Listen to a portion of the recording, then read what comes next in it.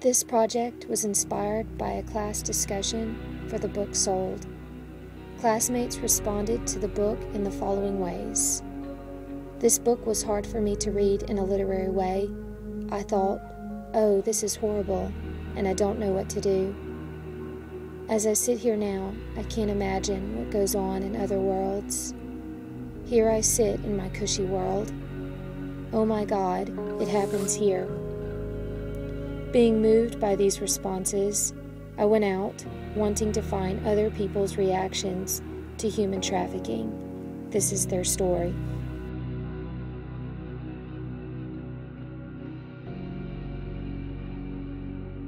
Sex trafficking is when a person has been stolen, either through coercion or violence, to be sold and to be raped for profit. Someone is taken from their home, they're drugged, they're delusional. Girls go out and seeking an adventure or to make it big, and instead they're stolen away. I think that it's a lucrative business because the product can be resold. Once you sell drugs, you've sold them, they're gone. Once you sell a gun, it's sold, it's gone, it's out of your hands. You can resell a girl 15 times in one night and resell her again the next night. It's happening in Boston, it's happening in Cambridge, Somerville, on the North Shore, in Beverly. There is a strip club in Chelsea that has a hotel connected to it. There's only one reason there's a hotel connected to a strip club.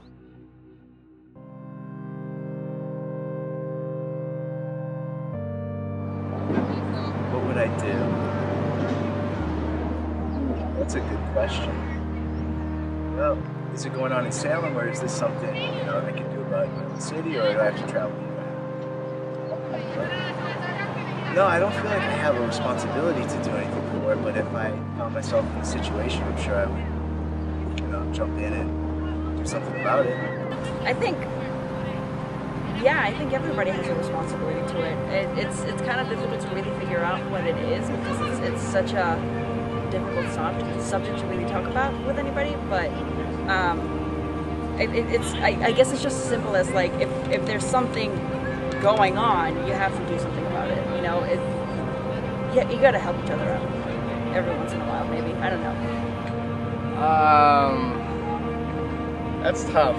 I mean, I don't agree with it, but I don't think it's my responsibility to end it or stop it or whatever it is. I don't know. That's tough. I don't think it's my responsibility for sure. I feel like that's not even around here almost. I don't see that. I don't really know.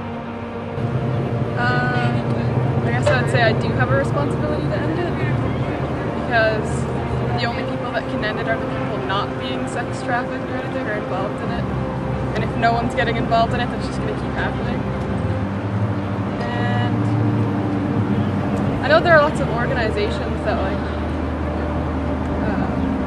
try to raise awareness and do something about it. I don't think I can name any, but I know around my school I've seen posters and stuff. So I guess I could get involved with that, and that would be step one. I think that's what I would do.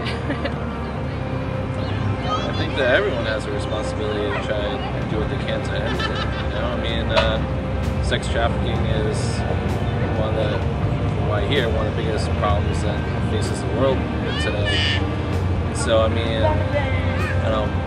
my own responsibility to it would be to find any type of organization that's very active in themselves trying to stop it, and see what I can do to help them, and see where I can go on my own from it, and just try and help stop this horrible thing. Yeah, I think we all have a responsibility somehow to end it, because it could happen to us, to our children, or anyone around us. And maybe how? I don't know, maybe media, or find help, maybe someone, a counselor, or someone that can guide you to do the right thing. I mean, not that I don't feel like I have a responsibility like myself. It's just I don't know, like, one, where I would start, or like where I could, like what I could do to stop it. But I definitely don't agree with or support it. I just don't know where like I would start or do anything about it. My name is Bonnie Gatchell, and I work in Cambridge at the Salvation Army. I work with a daycare there that has grant money given to help homeless families, and so we have 0 to 5 years old, and I work in the daycare with those children, and then in the afternoons helping their parents find jobs, find housing, just find some kind of stability. And I serve on the board of Crisis International, but also I direct and run a ministry called Route 1 Ministry that, while it works with women in the sex industry, that also tackles the trafficking front, because most of the time strip clubs and prostitution work as a front to cover up women who are being trafficked. The majority of people, or that most people, do nothing, I like to believe, is simply out of ignorance. I think that a lot of people are still unaware that trafficking happens right here on the North Shore. Trafficking happens in good, wealthy neighborhoods. Trafficking happens in dirty, ugly, poor neighborhoods. Like, it's everywhere. It's the second largest crime in the United States, right underneath drugs. And I just don't think that people are aware of it, or that's what I like to believe, because I think that the more people realize that trafficking is happening in our backyards, to our daughters, to our sisters, to our moms, that people would stand up and do something and lend a voice.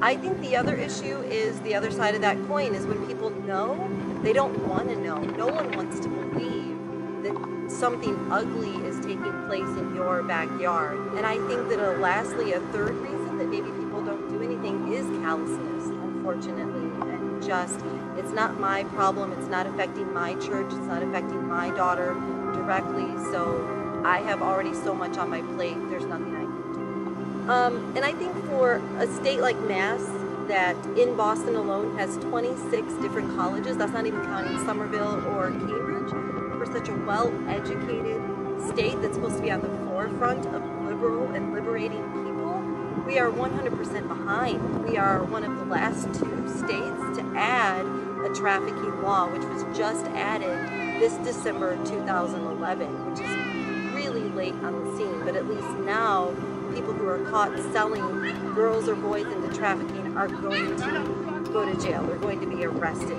Out of the 1,683 Johns who were arrested for buying children, for buying minors who are sold into trafficking, only 300 of those actually spent any time of jail time. The maximum jail time you can spend, like the most that you can spend for buying a child, is 25 years.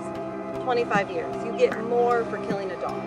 And in the state of Mass, if you're caught purchasing a child, your bail that you could pay that night, go home, sleep in your own bed, is $1,200. $1,200 is less than tuition for a semester at Harvard University.